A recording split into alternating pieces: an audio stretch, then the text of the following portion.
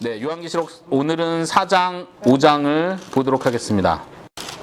이게 좀 연결되기 때문에 4장, 5장을 한꺼번에 보려고 하는데 우리가 그동안 1장도 2번에 걸쳐서 했고 2장도 2번에 걸쳐서 했고 지난주에 3장은 좀 빨리 해서 한 번에 하긴 했는데 이번에는 4장, 5장을 한 번에 보려고 그래요. 왜냐하면 4장, 5장은 사도 요한이 하늘의 환상을 본 장면이에요. 4장, 5장이 연결되기 때문에. 그래서 오늘 설명을 좀 해석적인 설명을 먼저 하기 전에 4장, 5장을 쉬운 성경으로 우리가 같이 읽어가면서 거기 나오는 등장하는 어떤 모습들, 이미지들을 여러분들이 상상을 해보시기 바랍니다. 지금 이제 4장 시작될 때 하늘로부터 소리가 들렸어요. 그리고 하늘의 문이 열려 있어요. 그리고 소리가 들리기를 4장 1절 끝에 이리로 올라와라. 앞으로 일어날 일들을 보여주겠다 해서 2절에 가면은 요한이 성령님 안에 거하면서 하늘의 환상을 보기 시작하는 거예요. 그게 4장 5장에 이어지고 우리가 이제 앞으로 계속 보게 될 6장 이후로 계속 보게 될 그 내용들이 지금 이 환상 속에서 펼쳐지는 거예요. 자, 2절에서 사도 요한이 지금 성령 안에 있습니다. 쉬운 성경에 하늘로 올라갔습니다. 그런데 원어에는 그런 표현이 없어요. 개역개정에도 그런 표현이 없고 원어로 정확히 말하면 성령 안에 있었다 이렇게 표현하는 거예요. 그리고 성령 안에 있었고 뭔가를 본 거예요. 자, 3절부터 한번 보십시다. 여러분들이 오늘 제목이 하늘 성전 환상 이렇게 했어요. 지금 요한이 보고 있는 건 하나님이 거하시는 하나님의 임재가 충만한 하늘 성전의 모습이에요. 이 성전이라는 개념을 가지고 한번 그림을 그려보시기 바랍니다. 3절부터 눈으로 따라오세요. 3절에 무엇을 보았습니까? 2절 끝부분부터 보좌가 있었고 2절에요. 보좌가 하나 있었고 보좌는 왕이 앉는 의자예요. 왕이 앉는 의자가 있었고 거기에 앉으신 분이 있었습니다. 3절에 보니까 그 앉으신 분의 모습, 즉 의자의 모습이 아니고 앉으신 분의 모습을 본 거예요. 근데 어떤 모습이었어요?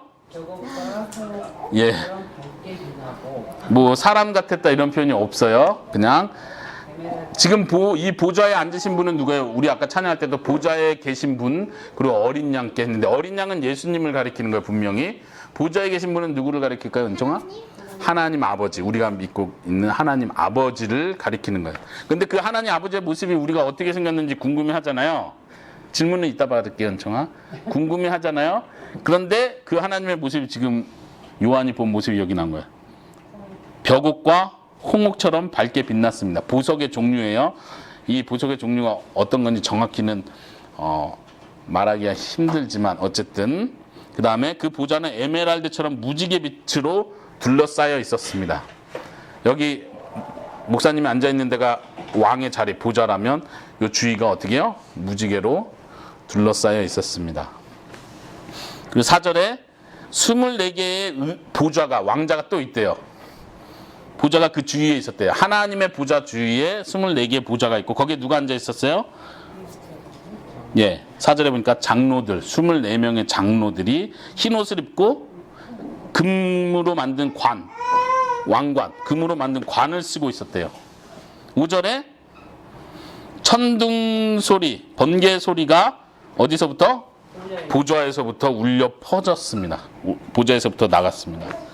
그리고 보좌 앞에는 뭐가 있어요? 5절 7개의 등불. 그 등불은 뭐예요? 은총아 성경을 보세요. 쉬운 성경 지금 추측하지 말고 성경을 보고 애쓰다. 그 7개의 등불이 뭐예요? 하나님의 7영이었습니다. 7영은 누구를 가리킨다 했었죠?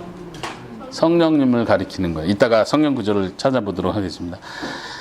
보좌 앞에 7개의 등불이 있는데 그 등불은 성령님을 가리킵니다. 6절에 또 보좌 앞에 뭐가 있어요?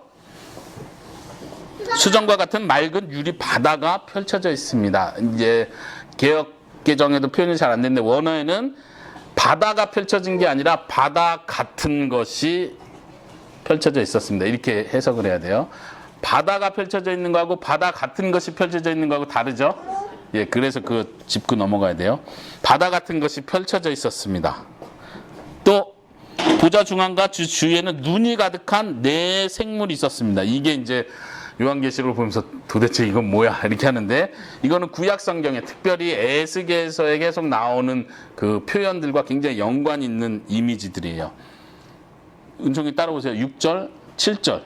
그 네 생물이 있었는데 네 생물이 어떻게 생겼어요, 은총아? 7절 보세요. 또 사자 같고 송아지 같고 또 사람의 얼굴을 가지고 있었고, 네 번째는 날개를 펴 독수리. 잠깐만, 이게 합쳐진 거예요? 아니요, 지금 네 개의 생물이라고 표현했죠. 하나는 이런 모양, 두 번째는 이런 모양, 세 번째는 이렇게, 네 번째는 이런 모양. 그런데 그 네 개의 생물이 공통점이 8절에 보니까 6개의 날개가 있었습니다. 생각해 보세요. 그 생물이 어떻게 생겼을지. 지금 사도 요한은 그걸 보고 지금 최대한 설명을 하고 있는 거예요. 내가 봤는데 네 개의 생물이 있는데 어떻게 이렇게 생겼지 하고 설명을 하고 있어요. 모양이 다르고, 8절에 보니까 각 네 개의 생물들이 다 6개씩 날개가 있는 거예요. 2개가 있으면 우리가 좀 쉽게 이해하자면 6개씩 있어요. 6개씩 날개가 있다는 거 뭐가 생각나세요, 혹시? 예, 그룹. 천사를 표현할 때 특히 이사야서 6장에서 이사야가 천사를 만났는데, 예, 날개가 6개 달린 천사죠. 그래서 2개로는 눈을 가리고, 또 나머지 2개는 발을 가리고, 나머지 2개는 날고. 하여튼 뭘 의미하는지는 뭐 지금 다 말할 건 아니고, 그 구약에 나온 천사들의 이미지들이 지금 여기서 계속 반복되고 있다는 걸 봐야 돼요. 그리고 이 천사들이 생물들이 말하는 거예요. 그 네 생물들이 거룩하다, 거룩하다, 거룩하다. 8절 뒤에죠. 전능하신 주 하나님, 전에도 계셨고 지금도 계시며 장차 오실 분이다. 아멘.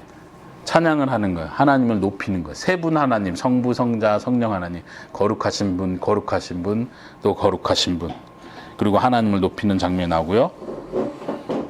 또 9절에 그 네 생물들이 감사를 드릴 때, 원어에 보면 감사를 드릴 때마다 이렇게 번역해야 돼요.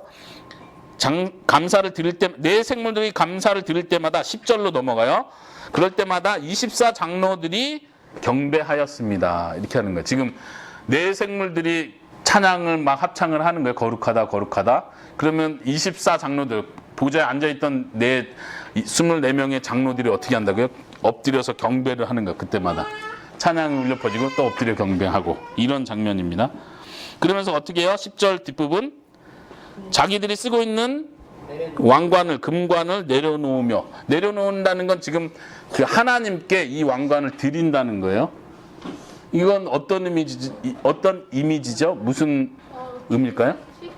계승식? 누가 누구를? 그건 아니고, 하나님이 진짜 왕이죠. 근데 지금 24장로들도 왕처럼 왕관을 쓰고 있잖아요. 그러니까 이거를 하나님께 드리는 거예요. 왕관을. 왜 드리죠? 예, 하나님만이 진짜 왕이십니다. 이런 고백이겠죠. 이제 이런 액션, 이런 모습은 그 당시에 정복 전쟁에서 제일 높은 왕이 그 여러 나라의 왕들을 다 정복해서 평정시켰어요. 그러면 이 왕들이 제일 모든 것을 정복한 그 왕에게 나와서 자기 왕관을 드리는 거예요. 그럼 뭘 의미할까요? 잘 봐주세요. 충성하겠습니다. 저는 당신의 신하입니다. 이런 고백을 하는 거예요. 그러니까 24장로들이 어떤 면에서 대표로서 그 자리에 딱 높은 자리에 있지만, 이 모든 장로들도 하나님께 모든 영광을 돌리는 거예요. 하나님이 진짜 왕이라고. 그러면서 장로들이 찬양하는 내용이 11절입니다. 11절 같이 읽어볼까요? 시작. 우리 주 하나님, 주님은 영광과 존귀와 능력을 받으시기에 합당하신 분이십니다. 주님의 뜻에 따라 온 세상이 창조되고 또한 존재하고 있습니다. 아멘. 하나님, 여기서는 성부 하나님을 지금 찬양하는 내용이에요. 성부 하나님이 참 왕이시라는 걸 고백하는 거죠. 자, 여기까지 여러분들 머릿속에 그림이 그려지십니까? 어떤 모습인지, 사도 요한이 본 모습이. 이건 지금 하늘 성전의 모습이에요. 왜 성전이라는 표현을 쓰냐면, 지금 24장로가 누구를 의미하는지를 지금 보려고 하는 거예요. 24장로들은 구약에서 표현되는 24 제사장들을 가리키는 것 같아요. 이따가 교재를 통해서 성경 구절을 찾아보겠습니다. 근데 어쨌든 중요한 건 이 장로는 지금 상징적인 거예요. 이제 학자들은 이 장로가 사람을 가리키냐, 천사를 가리키냐, 천사의 존재를 가리키냐, 아니면 어떤 이스라엘의 대표, 구약의 대표, 혹은 12사도들, 오늘날 신약의 교회를 대표하는 그 구약의 12장로, 12지파의 지파장들, 신약의 12사도들 합쳐서 그렇게 해서 24장로를 가리키냐. 근데 이게 그 사람들을 가리키냐 아니면 이 교회 전체를 대표하는 사람을 가리키냐. 이제 이런 논란이 있죠. 이제 어떤 학자는 사람을 가리키는 것이 아니라 교회 전체를 대표하는, 상응한다 이런 표현을 쓰는데, 교회 전체와 맞닿는 천상의 존재들을 가리킨다 이렇게 해석을 하면, 특별히 그레고리 빌이라는 학자는 그렇게 해석을 하고요. 5장으로 일단 넘어가 보겠습니다. 지금 먼저 우리 머릿속에 그 하늘 성전의 환상 그림을 그리기 위해서 빨리 넘어가는 거예요. 5장 1절에 보니까 이제 어떤 사건이 생겨요. 사도 요한이 보좌에 앉으신 분에서 두루마리 하나를 보았어요. 그분이 오른손에 두루마리 하나를 잡고 있었습니다. 두루마리는 어떻게 생겼는지 알죠? 예, 많이 이렇게 보여줬었잖아요. 두루마리 하나를 잡고 있는데 특징 1절에 보세요. 두루마리가 어때요? 안과 밖에 글씨가 써 있대요. 뭘 의미할까요? 여기서 두루마리가 있고 또 안과 밖에 글씨가 써 있고 또 하나는 7개의 도장이 찍혀 있어요. 이제 그 당시 배경으로 볼 것 같으면은 어떤 특별한 계약서를 쓸 때, 그리고 특별히 유언장을 쓸 때는 이런 패턴으로 썼다고 그래요. 안과 밖에 글을 쓰고 7개의 도장을 찍는 게 그 당시에 아주 평범한. 그래서 보통 학자들이 그거를 가리킨다, 그런 특징이 있을 것이다 말을 하고 있고요. 근데 2절에 보니까 천사가, 큰 힘센 천사가 나타나서 소리를 치면서, 누가 이 도장 찍힌 인봉이라는 거 알아요, 은총아? 이게 두루마리가 있으면은 이 두루마리를 끈으로 묶어요. 7개를 묶는 거예요. 그리고 그 끈에다 다 도장을 찍는 거예요. 도장은 뭐냐면 촌농 있죠. 그 밀랍이라고 하는데, 촌농을 녹이면은 이렇게 뜨거울 때 여기다 도장을 딱 찍는, 그럼 도장의 모양이 나오겠죠. 그거를 그 끈 위에다 딱 붙여놓으면은 이 끈을 풀었는지 안 풀었는지로 확인할 수 있는 거예요. 이 끈을 풀려면 도장을 깨뜨려야 되거든요. 이 촌농 굳은 거를 깨야 되니까. 그래서 7개를 했다는 건 그만큼 굉장히 중요한 문서라는 걸 가르쳐 주는 거죠. 근데 천사가 말하기를, 이 인봉을 누가 열 수 있겠느냐 이렇게 물어보는. 이건 반드시 열어야 되는 거고, 반드시 열어서 그 내용이 실행돼야 되는 어떤 것인데, 지금 누가 열 수 있겠냐 이렇게 하니까 사도 요한이 그 음성을 듣고 누가 열 수 있을까 사도 요한이 생각한 것 같아요. 그리고 3절 4절에 보세요. 하늘에도 땅에도 지하에도 이걸 펼 만한 사람이 없어서. 그리고 4절에 사도 요한이 울었어요. 이걸 누가 펴? 이 내용, 너무 중요한 내용, 반드시 열어봐야 되는데 이 자격이 되는 사람이 누군가. 왜 이렇게 우는 게 우리는 좀 이해가 안 되는데, 특별히 유언장과 연관해서는요, 사람이 죽고 나서, 그 유언을 한 사람이 죽고 나야 유언이 실행될 수 있잖아요. 죽은 다음에 그 법적 대리인이, 그 유언장을 열 수 있는 법적 대리인이 정확하게 있을 때, 그걸 이제 자격이 되는 사람이 있을 때 이 유언장을 공개적으로 열 수 있는 거예요. 그러니까 지금 누군가는 죽어야 되고, 누군가는 법적 대리인으로 자격이 있는 사람이 있어야 이 내용을 열어볼 수 있다는 거예요. 근데 그 뒤에 어떤 내용이 나오죠? 장로가, 아까 24장로 중에 한 사람이 말하기를, 5절에 보세요. 울지 마세요. 유다 지파의 사자가 승리했습니다. 그분은 다윗의 뿌리입니다. 이거는 유대인들이 생각할 때 지금 메시아를 분명히 표현하는 표현들이에요. 유다 지파의 사자, 창세기에서 나오는 내용이고요. 다윗의 뿌리, 이런 표현은 메시아를 가리킬 때 계속 사용했던 표현인데, 바로 그분이 봉인을 떼고 두루마리를 펼치실 것입니다. 장로가 사도 요한한테 가르쳐 준 거예요. 6절에 보세요. 그러니까 네 생물이 둘러싸여 보좌 가운데 어린 양이 서 계신 것을 보았습니다. 누가 봤어요? 사도 요한이 본 거예요. 지금 보좌 가운데 두루마리를 가지고 있는 한 분을 보았고, 이걸 누가 열지 했는데 사도 요한이 또 보니까 어린 양이 서 있는 것을 본 거예요. 잘 보세요. 이 표현이 이제 오늘의 크라이막스예요. 어린 양이 서 있는데 어떤 양이에요? 어른 양. 예, 6절 뒷부분에, 예, 이제 이 표현도 쉬운 성경에 좀 의역을 한 건데요. 좀 더 정확하게 말하면 죽임을 당한, 그러니까 도살된 이런 뜻이죠. 죽임을 당한 양이 이렇게 그냥 번역하면 돼요. 근데 그 양이 서 있는 거예요. 죽임을 당하면 설 수 있어요? 죽었으면 당연히 쓰러져야죠. 이 말은 지금 죽었었는데 살아서 있다는 뜻이에요. 그걸 포함하고 있는 거예요. 죽었었는데 살아계신 양, 그거를 본 거예요. 아까 그 두루마리가 뭘 의미한다고 했어요? 유언장을 의미하는 상징이라면 누군가 죽었다는 걸 분명히 보여주는 거예요. 그리고 그 임봉을 떼기에 합당한 자가 바로 유다의 사자고, 또 여기서 아까 표현한 것처럼 5절에 다윗의 뿌리인 분, 승리하신 분이기 때문에 이분은 이 임봉을 떼기에 합당한 분이다, 이렇게 말하고 있습니다. 자, 그 어린 양을 한번 보세요. 어린 양은 예수님을 의미한다고 그랬어요. 예수님이 아니라 이 어린 양은 다른 것일 수 있다, 뭐 이렇게 해석하는 학자는 하나도 없습니다. 2단 빼고는 모두가 어린 양 예수님을 본데, 그 예수님의 모습 6절 제일 끝에 보세요. 은총아, 어린 양이 어떻게 생겼습니까? 그냥 예쁜 어린 양이 아니고 7뿔이 있고 눈이 몇 개요? 7눈이 있어요. 어린 양에 7눈이 있는데 그걸 설명하면서 세상에 보내진 하나님의 7영이다. 7눈이. 7이라는 숫자를 계속 통일하고 있죠.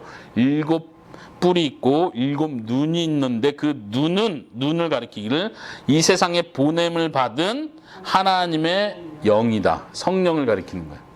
그러니까 어린 양이 성령과 함께 있는 걸 지금 그림으로 보여주고 있습니다. 자, 7절. 그 양이 어떻게 합니까? 서 있던 양이 앞으로 나와서 보좌에 계신 분의 오른손에서 두루마리를 받습니다. 자격이 된다는 뜻이죠. 그리고 하나님은, 보좌에 계신 하나님은 그 어린 양에게 두루마리를 주는 겁니다. 그리고 8절. 이럴 때 딱 받으니까 어떤 일이 일어나냐면 24생물과 24명의 장로들이 엎드리는 거예요. 이 굉장히 아까 에스더가 그런 표현했죠. 이거는 마치 위임식을 하는 것 같은 권위를, 보좌에 계신 최고의 왕이신 그 하나님의 권위를 어린 양에게 넘기는 장면이에요. 어린 양이 보좌 앞으로 나오고 하나님께서 이 두루마리는 아무나 뗄 수 없는데 너가 뗄 수 있다, 너에게 이 권한을 넘긴다는 차원에서 마치 위임식을 하는 것 같은 장면을 보여주고 있습니다. 그러니까 예배를, 경배하고 예배를 드립니다. 8절에 장로들이 엎드리고, 그리고 그 장로들이 또 특징이 있는데 금대접을 가지고 있어요. 그리고 그 금대접에는 향들이 가득 들어있어요. 그리고 그들이 어린 양에게 새 노래로 찬양합니다. 아까 우리가 불렀던 찬양이 바로 이 내용이죠. 한번 9절 10절을 같이 읽어보도록 하겠습니다. 그 찬양 내용을 쉬운 성경으로 읽어볼게요. 시작. 주님은 봉인을 떼고 두루마리를 펴기에 합당한 분이십니다. 주님은 죽임을 당하셨고 그 흘리신 보혈의 대가로 모든 민족, 언어, 나라를 넘어서 하나님의 백성을 사셨습니다. 피로 산 그들을 하나님 나라와 제사장으로 삼으셨으니 그들이 이 땅을 다스릴 것입니다. 그 후 나는 거기까지 10절까지. 지금 어린 양이 두루마리를 딱 받으니까 네 생물과 24 장로들이 다 그 어린 양에 똑같이 경배를 하는 거예요. 아까 처음에 경배를 누구에게 했었어요? 보좌에 계신 그 최고의 왕께 했는데 그 똑같은 경배를 그 어린 양에게 똑같이 하고 있다는 뜻이에요. 그러니까 이게 위임식을 말하는 거예요. 하나님의 진짜 임금이 그 아들 된 아들에게 왕권을 넘기듯이 지금 그 어린 양에게 왕권을 넘기는 거예요. 이 임봉을 뗄 수 있는 권리를 넘기면서. 그러니까 똑같이 그분께 경배를 하는 거죠. 우리가 믿는 예수님은 하나님과 동등하신 참 하나님이십니다. 우리가 믿는 예수님은 성부 하나님과 동등한 영광을 가지신, 찬양을 받기에 합당하신 진짜 하나님이십니다. 그것을 보여주고 있습니다. 그리고 수많은 천사들의 음성을 들었어요. 이제 막 찬양이 시작되는 거예요. 이 임봉을 뗄 수 있는 자가 나타났다는 게 너무 지금 이 하늘 성전에서는 완전 엄청난 축제가 돼버린 거예요. 그래서 막 천사들이 이제 막 화답하고 막 흥분해서 찬양을 하기 시작합니다. 12절이 천사들이 큰 소리로 외치는 찬양 내용입니다. 다시 한번 읽어볼게요. 12절 시작.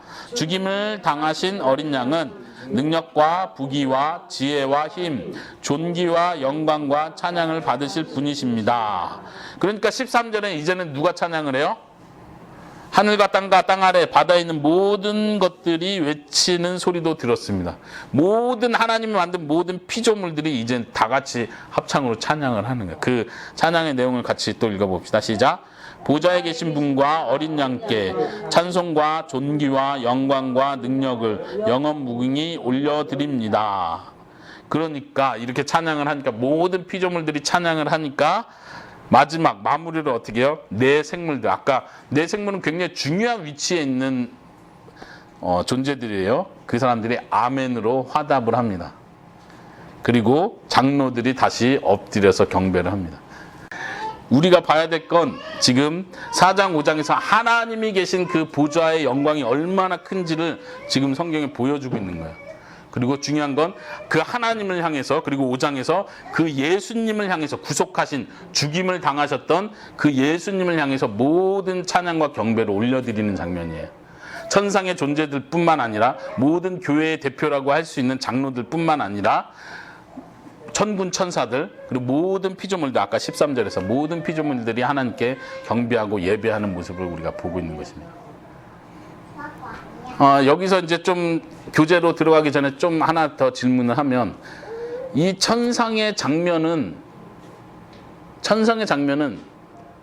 과거인가요? 현재인가요? 미래인가요? 지금 이 장면은 과거. 어떤 의미에서 과거일까요? 그런 일이 있었기 때문에 예수님께서 이렇게 아무튼 구속사가 진행이 네, 이미 예수님이 죽은 사건이 이미 있었던 걸 전제하는 거니까요. 그렇죠? 그런 면에서는 과거고. 미래 아닌가요? 어떤 면에서 미래죠? 4장 1절에 예. 앞으로 일어날 일이 내가 보여준 거. 그렇죠. 앞으로 일어날 일인데 지금 과거를 보여준 건, 이미 예수님이 죽은 건 사실이니까 과거를 포함한 거죠. 그렇죠? 미래, 그런 의미에서 미래를 포함하는 것도 맞아요. 그러면 그런 의미에서 지금 하나님께서 다스리시나요? 지금 예수님이 경배를 받으시고 계신가요? 그런 면에서도 당연히 지금 현재, 사도 요한이 본 그 현재뿐만 아니라 우리가 지금 요한계시록을 읽고 있는 지금 현재에도 예수님은 하늘에서 그 공간에서 찬양을 받고 계시는 거죠.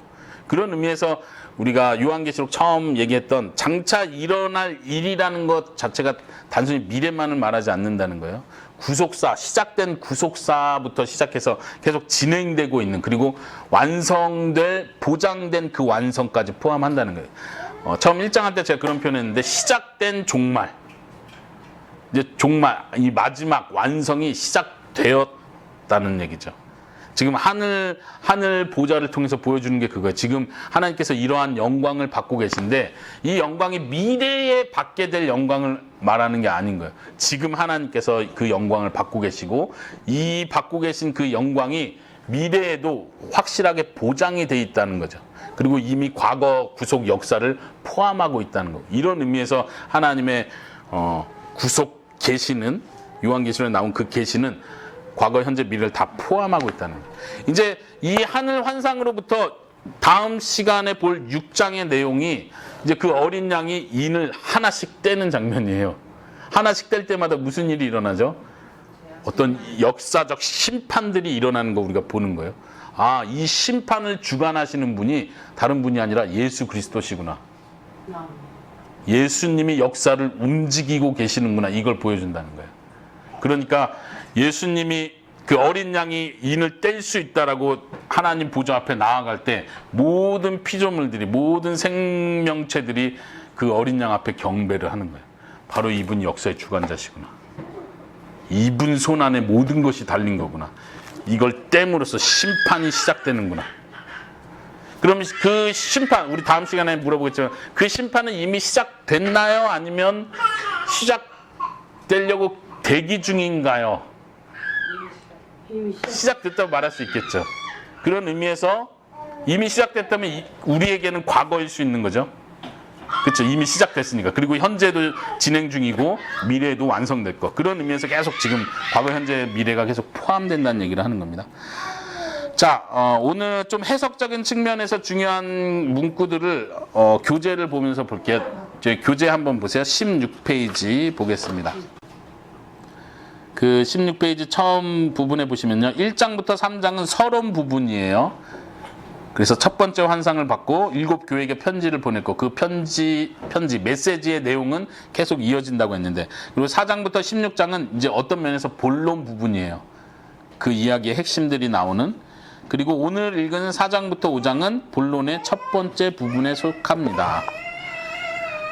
4장에 나온 환상은 또 찬양은 특별히 창조주 하나님께 초점이 맞춰져 있고, 5장에 나온 찬양과 그 장면은 구속주 예수님, 구원하신 예수님, 어린 양께 그 초점이 맞춰져 있다는 것을 볼 수 있습니다. 자, 여러분들 그 쭉 아래로 조금 내려오셔서요. 보좌에 앉으신 분, 이렇게 두꺼운 글씨로 되어 있는 부분 보이시죠? 보좌에 앉으신 분에 대해서 이야기가 나옵니다. 그 끝에 보면 보좌에 앉았다는 것은 심판과 통치를 상징한다. 성부 하나님께서 모든 주권을, 왕으로서 그 주권을 가지고 계시다는 것을 보여주죠. 아까 그 보좌에 계신 분의 모습이 벽옥 같고 홍보석 같다고 했는데, 하나님의 모습이 어떤 인간의 모습, 어떤 형태를 보여주는 게 아니라 말 그대로 그냥 광채가 나는 아름다운 그 자체였다, 이런 걸 표현해주고 있는 것입니다. 그리고 무지개가 둘려 있다고 했습니다. 왜 갑자기 무지개가 나올까요? 무지개 하면 성경 어느 구절이 생각나셨어? 노아의 홍수 사건이 생각나죠. 노아의 홍수 사건에서 무지개는 뭘 의미했었죠? 약속. 어떤 약속? 예, 다시 심판하지 않겠다. 하나님께서 계획하시는 새로운 창조. 그러니까 노아의 홍수를 통해서 모든 과거의 세상을 하나님께서 심판하고 없앴다면, 이제부터 하나님께서 새로운 창조를 하시고 그것을 내가 다시 멸하지 않는 회복된 창조를 내가 약속한다는 의미예요. 무지개는 하나님의 언약을 생각하게 하는 장면이에요. 그런데 그 보좌 위에 무지개가 있었다는 것입니다. 그 다음에 그 아래 24장로들, 두꺼운 글씨로 있는 부분 보세요. 거기 아래 보면 이 장로들은 누구인가? 천상의 존재를 말하는가? 혹은 백성들의 대표를 말하는가? 아까 좀 설명했어요. 여러 학자들의 의견들이 있어요. 근데 우리가 이게 꼭 누구를 가리킨다, 이걸 정하는 게 중요한 게 아니라, 지금 24장로들은 하나님 앞에 선 어떤 대표자들, 그의 사람일 수도 있고 천상의 존재일 수도 있지만, 어쨌든 교회 전체를, 하나님의 선택받은 교회, 선택받은 백성들을 대표하는 그룹이다, 이렇게 생각하시면 되겠어요. 어쨌든 상징성을 가지고 있다는 것을 기억하시고요. 그 다음에 보좌로부터 번개, 음성, 우레소리가 나온다고 했는데, 이건 어떤 의미일까요? 우리가 딱 생각할 수 있는 건 출애굽기, 거기 성경 구절 출애굽기 19장 16절 보이세요? 여기서는 지금 하나님께서 시내산에 임재하실 때 거기서 똑같이 우레와 번개와 나팔 소리가 크게 울려 퍼졌다, 이렇게 표현해요. 이게 뭘 의미할까요? 예, 하나님의 임재 자체가 얼마나 두렵고 위험 있는지를 보여주는 거죠. 또 특별히 이런 음성들은 요한계시록에서 지금 이제 앞으로 거의 성경 구절인데 여러 번 반복되는데, 이런 음성, 큰 번개 소리, 우레 소리가 있을 때마다 심판이 시작되는 걸 보여줘요. 계속. 그러니까 두려움을 계속 자극하는 거죠. 이 심판이 시작될 때마다 이렇게 두려운 음성들, 소리들이 퍼져나가는 거죠. 보좌로부터. 다시 말하면 하나님께서 바로 심판을 시작하시는 분이라는 거, 하나님께로부터 그 심판이 퍼져나간다는 걸 보여주는 거예요. 그리고 아까 7 영들에 대한 이야기를 했어요. 거기 구절 다시 한번 볼게요. 스가랴서 4장 2절과 스가랴서 4장 10절에 보면은 그런 표현이 다시 나옵니다. 그러니까 지금 7 영이라는 표현, 왜 7이라는 단어를 썼는지 우리가 요한계시록에서 좀, 왜 갑자기 성령님이 한 분이신데 왜 7분으로 나 이렇게 헷갈릴 수 있는데, 이 이미지 자체가, 그림 자체가 스가랴가 본 환상의 그 내용을 그대로 계속 이용하고 있다는 걸 여러분들이 기억하시면 좋겠어요. 계속 이 구절을 찾아봐야 되는데, 거기 보면은 7 등불이 곧 여호와의 눈이다, 이런 표현이 스가랴서에 있습니다. 그리고 우리가 읽은 본문에서도 이따가 5장 6절에서도 그런 표현이 또 나오죠. 여기서도 여호와의 눈, 이 땅을 두루 살피는 여호와의 눈이라는 이미지를 그대로 보여주고 있습니다. 자, 그 다음 4장 6절에서 11절 부분 찬양하는 내용이요. 거기 보면은 보좌 앞에 수정 같은 유리바다 같은 것이 있었다. 아까 제가 표현했었죠. 유리바다가 있었던 게 아니고, 왜 그게 중요할까요? 혹시 아시는 분 있으세요? 바다가 있으면 안 되나요? 바다가 있으면 안 돼요. 왜 그럴까요? 바다는 악을 상징해요. 항상 성경에서, 성경 이미지에서 예를 들면 흰색은 항상 긍정적으로 성결하고 깨끗한 걸 의미했던 것처럼 바다는 항상 부정적이고 악한 세력을 상징하는 이미지예요. 성경 전체에서. 여러분들 거기 성경 구절을 제가 적어놨는데요. 21장 1절에 보면 새 하늘 새 땅을 얘기하면서 이전 것은 다 사라지고 거기 다시는 바다도 없었다, 이런 표현이 있어요. 바다가 악을 상징하기 때문에 그렇습니다. 악한 세력을 상징하기 때문에.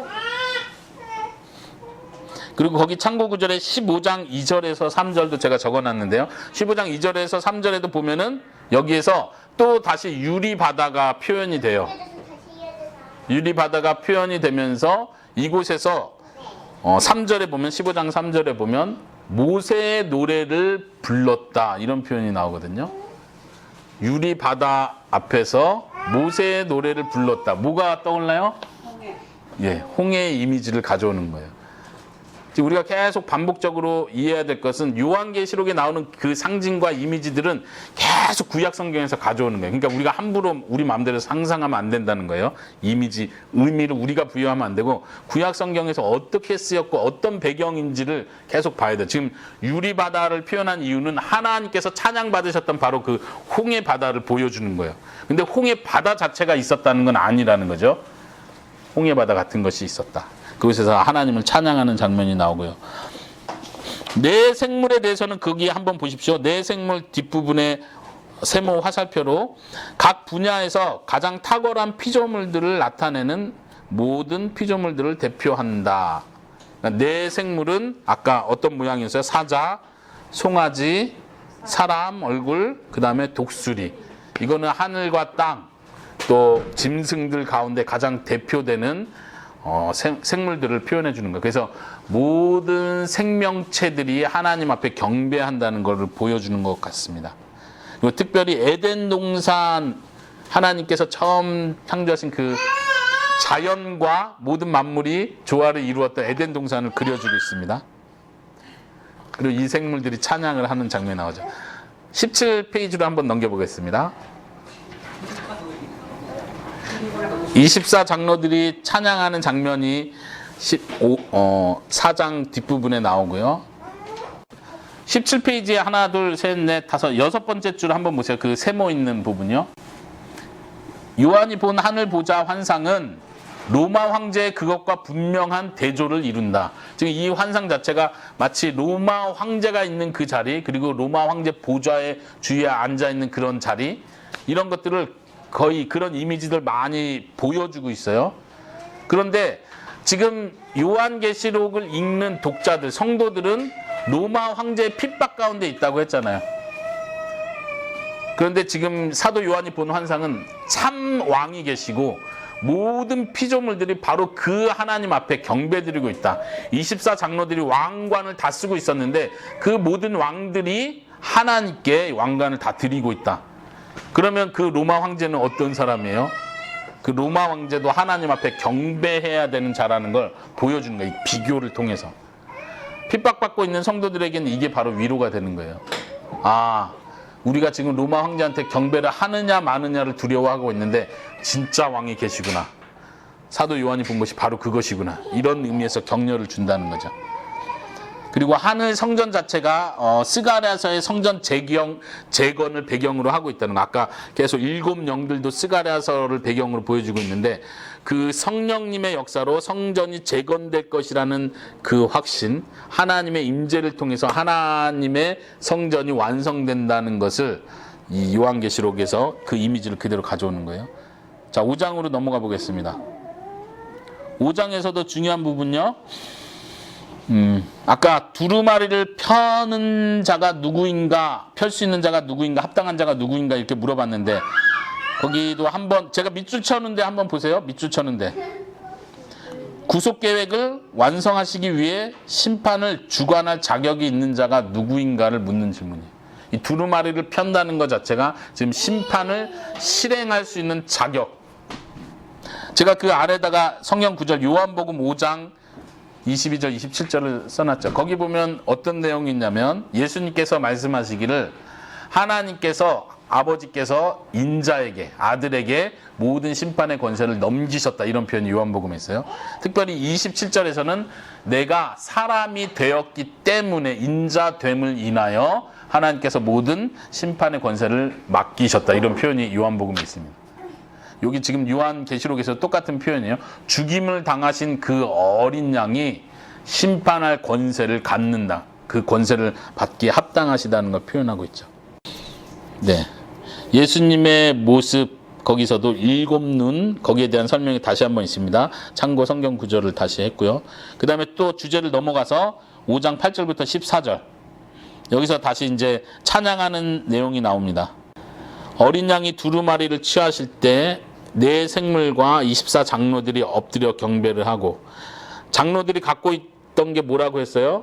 지금 한국어 성경에는 검은고라고 번역을 했는데 그 당시에 검은고 없었겠죠? 우리나라에만 있었겠죠? 그래서 하프로 번역하는 게 좀 더 가깝겠죠. 서양의 그 하프는 아닐지라도 혹은 우리나라 말로 시편 같은 데 보면 수금이라고 번역을 했어요. 손으로 치는 보통 12줄 정도 있는 어떤 우리가 생각할 수 있는 하프의 모양을 가진 악기를 가리키는 거예요. 그 악기를 가지고 있다는 것 자체가 지금 레위인들이 구약 배경에서 레위인들이 이제는 솔로몬 성전을 지으면서부터 레위인들이 숫자가 엄청 많잖아요. 예전에 레위인들이 하는 역할은 광야에서 성막을 들고 다니는 역할을 하려고 레위인을 뽑았잖아요. 그런데 이제는 솔로몬 성전을 딱 세우고 나니까 들고 다니는 일은 없잖아요. 그러니까 이 사람들이 다 찬양대로 들어가거든요. 그래서 이 찬양대 조직을 굉장히 중요시해요. 그 사람들이 다루는 악기, 중요한 악기 중에 하나가 하프들이에요. 그러니까 하나님께 철저히 선택받은 그 지도자들이 하나님께 경배하는 모습을 보여주는 거예요. 그리고 금 대접을 가지고 있었다는 것도 성전, 성막에서 하나님께서 만들라고 했던 그 금 대접을 의미하는 것 같아요. 성전의 분위기를 그대로 보여주고 있습니다. 네, 새 노래로 찬양한다는 것은 새로운 노래를 작사, 작곡한다는 뜻이 아니라 새로운 종류의 찬양을 한다는 거예요. 그러니까 새로운 종류라는 뜻은 예수 그리스도의 구속을 찬양하는 노래를 새로운 종류의 노래라고 표현해요. 이제는 어린 양, 죽임을 당하신 어린 양을 찬양하는 전혀 새로운 종류의 찬양을 한다는 거예요. 새 노래 그 부분 9절에서 10절 한번 다시 보세요. 두루마리를 가지시고 그 이늘 떼기 합당하시도다 하고 왜냐하면 지금 한국 성경에는 표현이 안 된 표현이에요. 중요한 표현인데 합당하시도다. 왜냐하면 이렇게 하고 세 가지를 설명해요. 첫 번째는 죽임을 당하셨기 때문에 두루마리를 떼기 합당하시다. 두 번째는 각 족속과 백성과 방언과 나라 백성과 나라 가운데에서 사람들을 피로 사셔서 하나님께 드리셨다. 그렇기 때문에 그 두루마리를 떼기 합당하시다. 세 번째는 이유가 그 우리들을 사신 그 사람들을 하나님 앞에서 나라와 제사장들로 만드셨다. 이게 그 예수님이 찬양받기에 합당하신 이유를 세 가지를 말하는 거예요. 그리고 그 나라와 제사장이 된 그 사람들은 땅에서 다스릴 것이다. 여기서 땅에서 다스린다는 표현이 좀 약간 헷갈리긴 한데 제가 거기 적어놨죠. 땅을 다스린다는 뜻이에요. 땅을 향해서, 땅에 대해서 다스릴 것이다. 이렇게 해석하는 게 자연스럽습니다. 네, 그 아랫부분은 제가 설명을 했고요. 마지막 18페이지로 넘겨보겠습니다. 18페이지에선 천천만만의 천사들이 찬양하는 장면이 나옵니다. 능력과 부와 지혜와 힘과 존귀와 찬송을 받으시기에 합당하다. 여긴 누구에게 하는 찬송이에요? 예수님께, 죽임을 당한 어린 양 예수님께 하는 찬송이에요. 근데 그 찬양에 나오는 그 내용들이 능력 그리고 특별히 존귀와 영광은 성부 하나님께 드려졌던 그 찬양의 내용과 똑같은 내용이에요. 그러니까 하나님이 받으셔야 되는 능력과 존귀와 영광을 예수님도 똑같이 받으시는 거예요. 그런 의미에서 우리가 삼위일체를 이해하는 거예요. 삼위일체 하나님은 성부, 성자, 성령님이 서로 각각 다르시지만 다르시지만 세 분이 다 동등한 영광을 가지고 계시다. 동등히 찬양받으셔야 된다. 동등한 능력을 가지고 계시다. 우리가 이렇게 고백을 하는 겁니다. 마지막 13절도 모든 피조물의 찬양이 나옵니다. 보좌에 계신 분, 성부 하나님, 그리고 어린 양, 예수님께 찬송과 존귀와 영광과 권능을 세세토록 돌릴지어다. 이것이 우리의 찬양이 될 수 있기를 바랍니다. 아멘. 네, 마지막 적용 두 가지만 보겠습니다. 제목만 보세요. 첫 번째 적용, 하나님께서 완성하실 그 나라를 바라보며 인내하자. 지금 사도 요한이 보여준 하나님 나라, 하나님 계신 그 성전의 아름다움, 영광스러움, 위엄 있음을 지금 보여줬는데 우리도 이걸 똑같이 우리의 영으로, 우리의 마음으로 그걸 볼 수 있기를 바랍니다. 그 볼 수 있는 눈을 달라고 우리가 기도를 해야죠.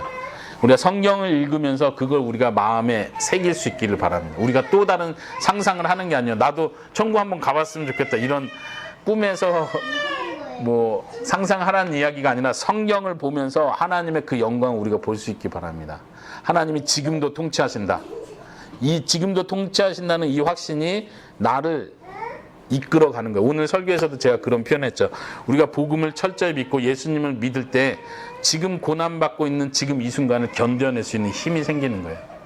다른 것 때문에 우리가 이 어려움을 견뎌내는 게 아니라, 특별히 요한계시록을 읽는 독자들은 로마 황제를 통한 그 핍박, 우상 숭배를 하지 않으면 받게 되는 불이익들, 그걸 견뎌야 되는 환경이 있었었죠. 중간에 그 1번의 두 번째 별표 한번 같이 읽어볼까요? 기억해야 할 것은 있는데요. 가로는 빼고 한번 같이 읽어보겠습니다. 시작. 기억해야 할 것은 예수님의 승리는 이미 완성된 것이며 우리 성도는 이미 예수님의 나라로 옮겨졌으며 예수님 안에서 이미 하늘 보좌에 앉혀져 있고 하늘 총회에 참여하고 있다는 사실이다. 성도는 영광의 확실성 안에서 현재의 고난을 감당하는 자들이다. 거기 성경 구절들을 네 개를 써놨는데 여러분들이 찾아보시면 좋을 것 같아요. 거기서 그 표현을 제가 그대로 가져왔어요. 우리는 예수님의 나라로 이미 옮겨져 있는 사람들이에요. 물론 헬라어에도 시제는 과거 시제로 써 있어요. 이미 옮겨진 사람들이에요. 그리고 하늘에 이미 앉혀져 있는 사람들이에요. 우린 지금 이 땅에 살고 있지만 우리는 이미 하나님 나라에 들어가 있는 거예요. 우리가 지금 죽어서 천국으로 올라간다는 뜻이 아니에요. 지금 내가 생명이 있고 지금 내가 그리스도와 함께 있고 지금 내가 하나님의 임재가 가득한 그곳에 나도 있다는 얘기예요. 지금 하늘나라는 죽어서 가는 것이 아니라고 했죠. 지금 사도 요한이 죽은 다음에 보게 될 그 나라를 본 게 아니라, 미래를 본 게 아니라 지금 사도 요한이 지금 일어나고 있는 그 현장을 본 거예요. 우리가 지금 2017년 지금을 살고 있는데 지금 이 순간에도 저 하나님이 계신 그 보좌가 있는 그곳에선 모든 영광이 하나님께 돌려지고 있고 모든 하나님의 통치로 인해서 모든 피조물들이 찬양을 드리고 있는 거예요. 우리도 바로 그 자리에 있다는 거예요. 이해되십니까? 이해 잘 안 되시죠? 믿으세요. 예. 자, 두 번째 적용으로 넘어가 볼까요? 찬양받기에 합당하신 분께 합당한 찬양을 드리자. 지금 오늘 살펴본 4장, 5장의 핵심은 모든 피조물들을 포함한 모든 생명체들이 하나님께, 예수님께 예배, 찬양을 드린다는 것을 보았습니다. 우리도 바로 그 하나님께 찬양 드리는 삶이 될 수 있기를 바랍니다. 예수님이 왜 찬양을 받으셔야 되는지, 예수님께서 창조자이시면서 또한 동시에 구속자가 되신다는 것이 우리 마음속에 예수님 찬양하고 싶다. 바로 그분이 나에게 가장 귀하신 분이구나 깨달을 수 있는 깨달음이 있기를 바랍니다.